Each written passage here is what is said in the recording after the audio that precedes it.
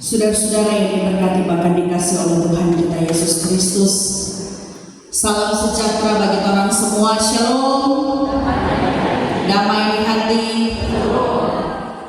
Dapat lihat lelah atau rupa loyo kan?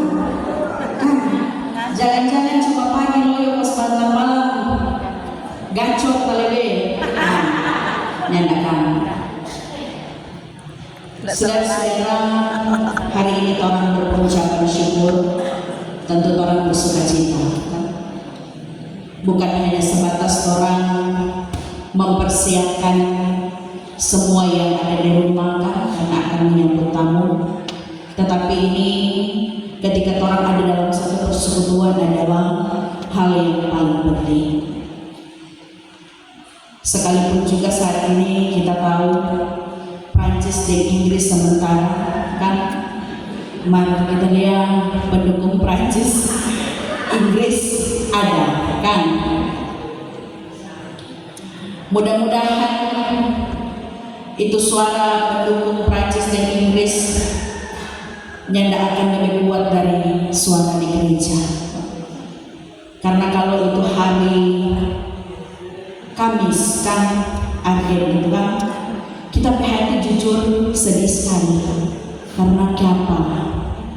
Itu suara ibadah toa dan suara bakuku lebih kuat. Kita ada beribadah biasa cuma diikut dari kamar. Mari ini kita suruh di luar asih tertutup. Kita sedih sekali karena oh Tuhan, ini orang-orang sudah tidak menghargai ibadah. Karena ini biar memang penggemar, biar fans, ini toa sulit tanda-tandanya nyanda menghargai. Jadi kalau besok kan final Argentina Spanyol, besok pasti ada ibadah toa. Jadi memohon hargai itu ibadah. Ibadah 4:30 lengkali 10 jam 5 habis. Kurang lebih setengah jam ibadah Tuhan. Bagaimana orang petanda syukur pada Tuhan. Tuhan sokase berkati, jaga, lindungi, pelihara orang boleh ada di hari yang baru. Karena kita tahu ibadah Tuhan ada jemaat yang jaga ikuti ibadah. Maka kalau sudah tentu dengan suara begitu, maka pasti akan blur itu ibadah. Siaran ulang masih boleh Pak Muni, ibarat paling soalnya seru. Tapi bolehkah berhenti sejenak? Mbak Muni jangan mereka pakai di rumahku. Karena jujur tuh hari Kamis, oh Tuhan, kayak ini suka gini dah. Kalau mau Mbak pimpin ibadah, kita dengar terus suara perempuan paling banyak dan suara laki. Kalau Mbak pimpin ibadah, oh tuhil, pelan sekali. Dan orang kalau mau tampal-tampal kalinya, maka kalau bagus ternyata kuat. Ini menjadi bukti kan, ternyata suara boleh kuat. Maka kalau orang memuji Tuhan, orang malu-malu. Dan oleh karena itu saudara-saudara, besok terakhir final. Jadi mau kasih ingat, kalau ada ibadah toa, kasih kurang sedikit itu volume. Karena apalagi ini mic kayaknya lupa so sedikit pelan. Biar so kasih full di situ tetap. Nyanda mau terlalu kuat, so nyanda mau dapat jangkau atas dan bawah. Nah kantoran bagian tengah terkadang so pelan. Nah saudara-saudara yang diberkati bahkan dikasih oleh Tuhan, perenungan kita di saat ini menghantar kehidupan kita sebagai orang percaya. Ketika dalam kehidupan sehari-hari terkadang orang melihat sebagai manusia, orang mudah sekali membuat batas dan perbedaan. Terkadang orang gampang-gampang saja mau bikin itu perbedaan. Apalagi kalau berpikir kita lebih begini.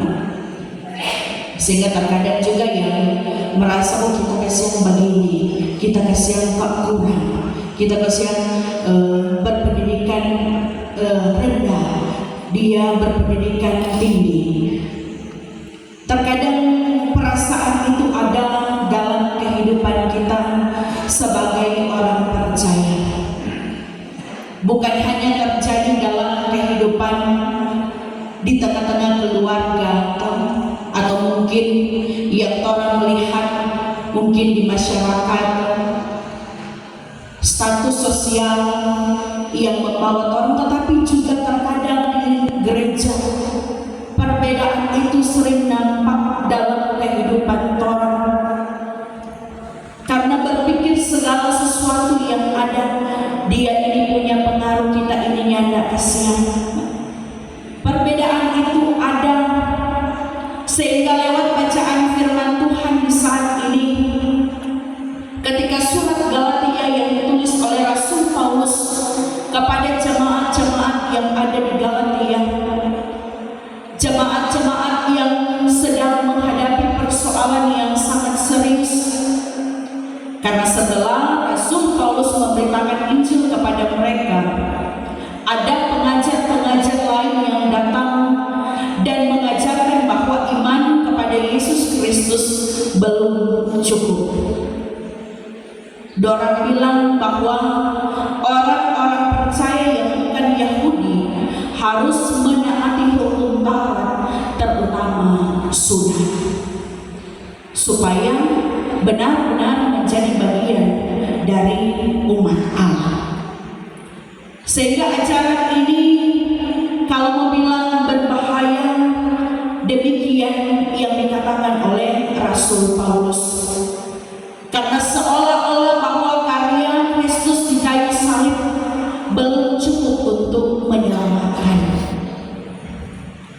Sehingga Paulus kalau mau bilang, dia sangat menolak ajaran yang ada. Dengan tegas pun dia sampaikan kepada jemaat yang ada. Karena bagi Paulus, manusia dibenarkan bukan karena melakukan hukum Taurat, tetapi karena iman kepada Yesus Kristus. Keselamatan adalah anugerah Allah, bukan hasil dari usaha manusia.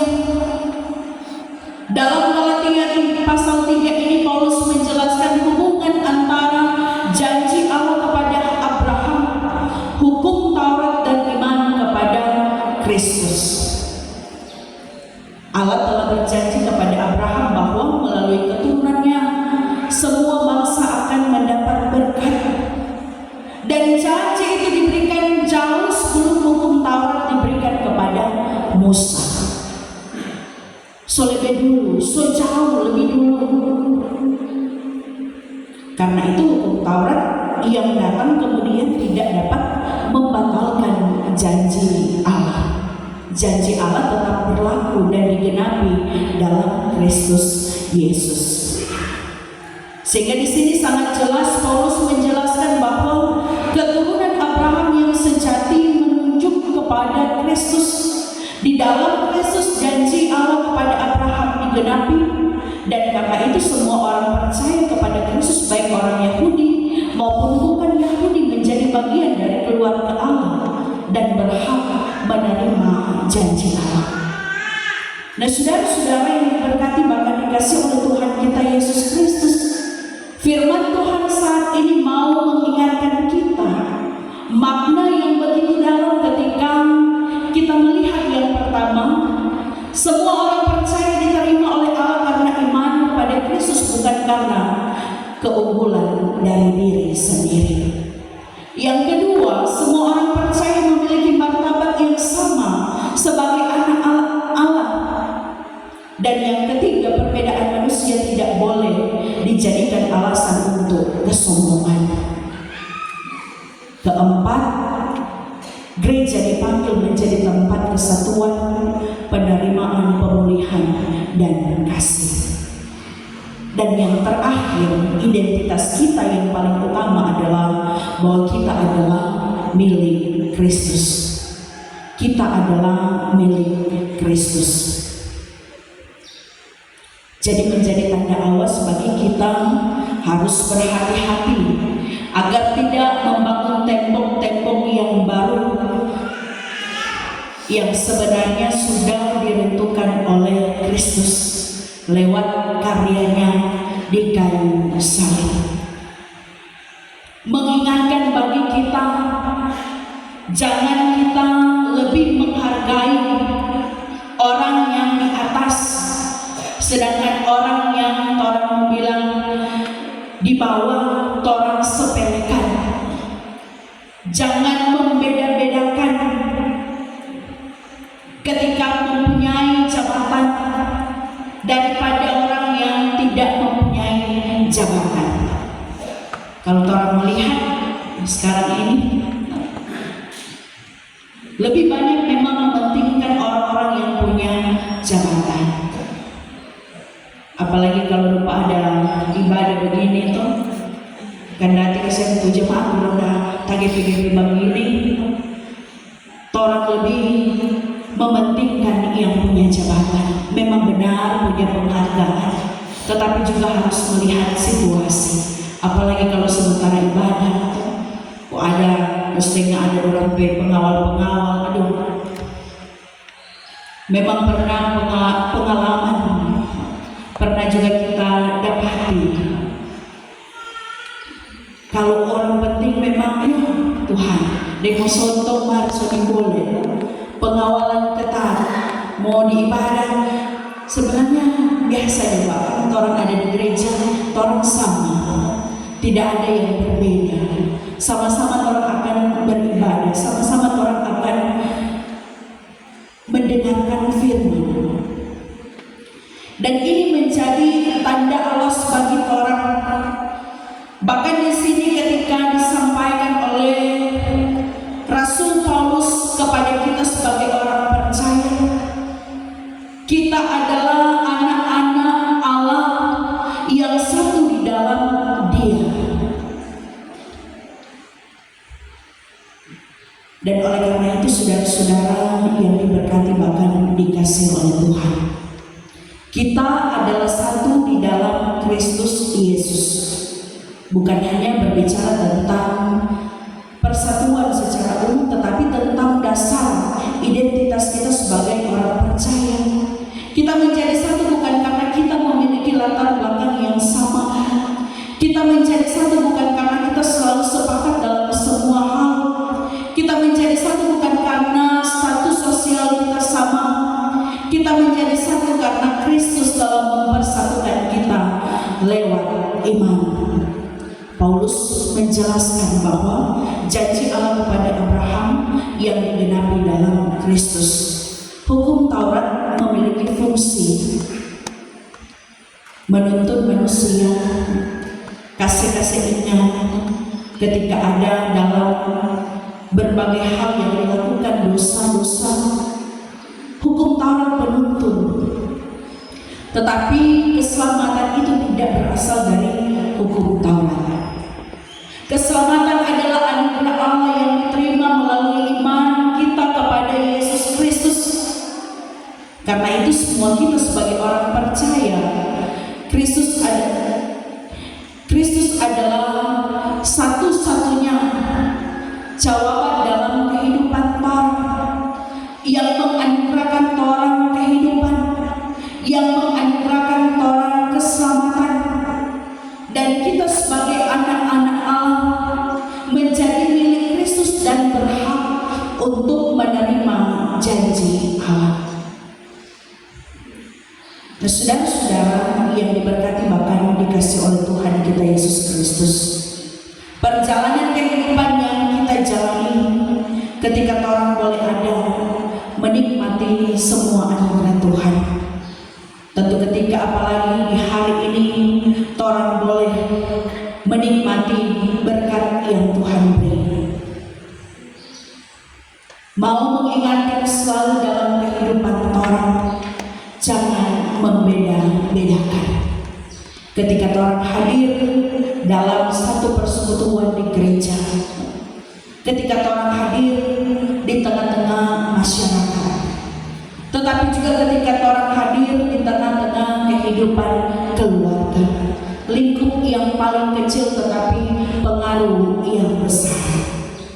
Jangan ada perbedaan, karena biasa orang tua kalau apalagi anak ada 2 atau 3, ada salah satu menjadi polok lundang, mama lebih pak kakak, papa lebih pak adik, maka adik dan kakak baku mandiri, mama begini, papa begini.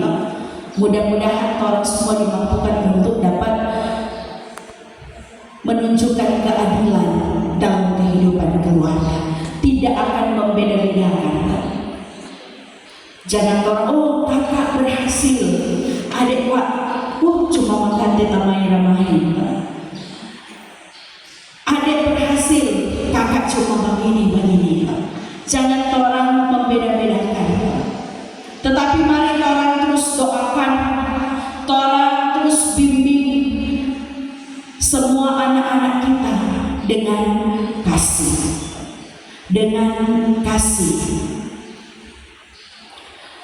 dengan hal-hal yang sederhana pasti akan memberi dampak dalam kehidupan anak-anak kita.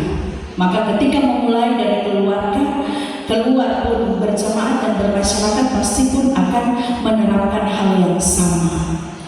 Dan oleh karena itu saudara-saudara, ketika juga orang hadir di tengah-tengah gereja, di tengah-tengah masyarakat, ketika Tuhan telah mempercayakan kita dalam pelayanan, jangan kita menjadikan jabatan sebagai dasar dalam kesombongan. Karena jabatan adalah alat untuk melayani, bukan untuk merasa lebih tinggi. Mau di pemerintah, mau di pelayanan, orang punya tanggung jawab untuk melayani, bukan merasa sombong dengan apa yang ada. Jangan orang merasa bahwa diri ini paling tinggi. Menjadi pertanyaan bagi orang, apakah masih ada kesombongan dalam diri kita? Apakah masih orang membeda-bedakan dengan apa yang ada? Cara pandang kita terhadap orang lain, merasa orang yang lebih layak daripada orang lain. Dan apakah orang masih membangun tembok-tembok baik di gereja masyarakat untuk orang menjadi alat Kristus? Maka seingat orang bahwa firman Tuhan minggu lalu tentang Daud. Siapa yang tidak kenal Daud? Ketika dengan apa yang dia miliki, kalau bilang dia seorang raja, dia tidak obote, malahan dia merendahkan diri, sadar bahwa itu semua Tuhan punya. Tuhan ada kasih. Dan hal yang paling utama ketika dia pun sekalipun tidak diperkenankan Tuhan untuk akan membangun bait suci, karena yang akan membangun bait suci adalah Salomo DP anak. Tetapi Daud pun dengan penuh sukacita dia mempersiapkan segala bahan-bahan yang ada. Dia mengasihi untuk Tuhan, tetapi juga dia mengajak umat Tuhan untuk memberi dengan sukacita, memberi dengan ketulusan, mengucap syukur, memuliakan Tuhan, berdoa dengan apa yang Tuhan anugerahkan bagi dia. Demikian pula dengan Torah tentu di saat ini, mengucap syukur ketika ada menerima berkat Tuhan, berkat yang Tuhan kasih lewat orang hasil perkebunan, tetapi juga hasil kerja. Karena pengucapan syukur jadi ada kelapa, kan ada pisang di muka, tanda bahwa kita pun mempersembahkan untuk Tuhan, menyadari bahwa siapa orang kalau bukan Tuhan. Tetap ada dalam kerendahan hati seperti Daud. Jangan orang mau baku kasih tunjuk jauh, mau baku kasih tunjuk itu orang lebih layak, orang lebih jago, orang lebih hebat, sehingga yang ada cuma membuat hancur orang kehidupan. Seperti apa gambaran kehidupan jemaat yang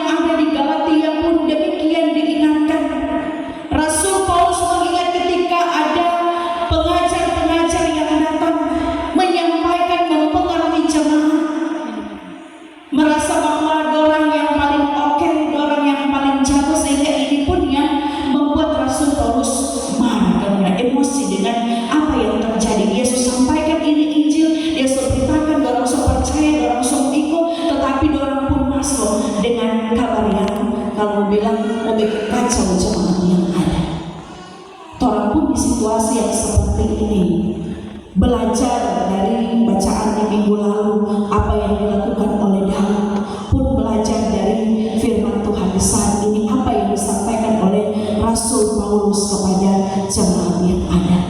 Ya, artinya bahwa kita ini adalah milik Kristus. Apa yang ada pada orang semua Tuhan ada kasih. Apa yang orang miliki semua Tuhan punya. Jadi jangan sekali-sekali orang bawa model.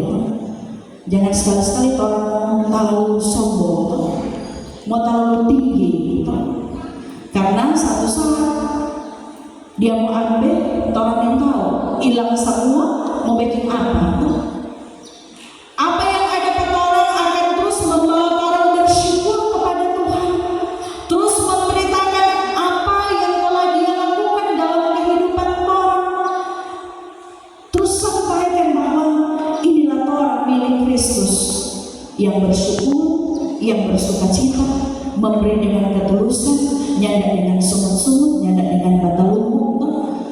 Kira-kira ada kasih sampai pengucapan syukur ada bata lumut, nyanda dengan sukacita. Itu akan menjadi berkat bagi orang juga, menjadi satu ucapan syukur yang tentunya memuliakan Tuhan dengan apa yang orang ada beri, dengan apa yang orang ada kasih, mengantar orang menyadari bahwa semua ini adalah milik Kristus. Dan oleh karena itu saudara-saudara yang diberkati bahkan dikasih oleh Tuhan, kiranya kehidupan yang akan orang jalani akan menjadi kesaksian bahwa Kristus yang telah memberikan sukacita yang luar biasa, menjadikan kita satu keluarga dalam iman percaya kepada Tuhan. Dan sebagaimana orang yang selalu diingat-ingatkan untuk boleh menjadi kesaksian iman juga bagi banyak orang lewat kehidupan orang, bukan cuma dari mulut tetapi harus disertai dengan tindakan. Karena kalau cuma di mulut pasal ini cuma di mulut yang tidak disertai cuma dari bilang. Ini juga menjadi perenungan bagi saya pribadi, tetapi juga mengajak kehidupan orang semua terus membenahi kehidupan orang ke arah yang lebih baik, agar supaya kehidupan yang orang jalani pun di tengah-tengah keterbatasan dan kekurangan orang menjadi berkat bagi banyak orang. Ingat sekali lagi, jangan kita membeda-bedakan siapa kita dalam kehidupan ini yang harus orang sadari. Tuhan memberkati orang semua dan selamat berucapan syukur bagi jemaat GBIM Ebenezer Lantung. Biarlah orang semua diberkati di sepanjang hari ini, diberkati. Ingat kalau membaca jangan terlalu talebe, karena sebentar yang kita tahu pengalaman di Lantung kalau pengucapan luar biasa. Jadi sekali lagi ketika orang akan menyambut tamu, sambutlah dengan sukacita supaya itu menjadi berkat. Orang mau berbagi berkat bagi orang saudara-saudara yang datang, dan orang pun pasti akan menerima berkat dari Tuhan. Amin.